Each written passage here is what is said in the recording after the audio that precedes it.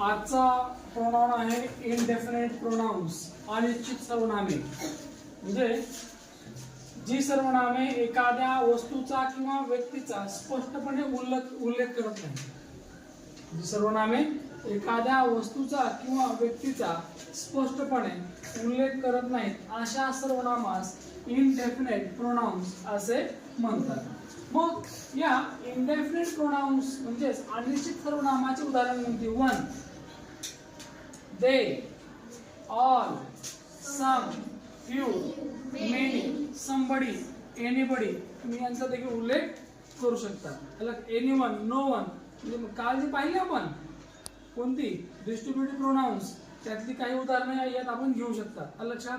म्हणजे या ठिकाणी प्रामुख्याने one, they, all, some, few, many, somebody, anybody, no one इत्यादी ही सगळी उदाहरणं इनडेफिनेट प्रोनाउन्स म्हणजेच अनिश्चित सर्वनामाची.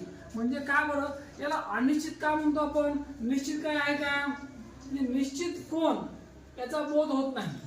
आणि मग निश्चित बोध होत नसेल नामाचा तर या ठिकाणी आपण जी उदाहरणं घेतो आपण वन, दे, ऑल ही सगळी मग इनडेफिनेट प्रोनाउन्स म्हणजेच अनिश्चित सर्वनामे म्हणून त्यांचा आपण उल्लेख करूया.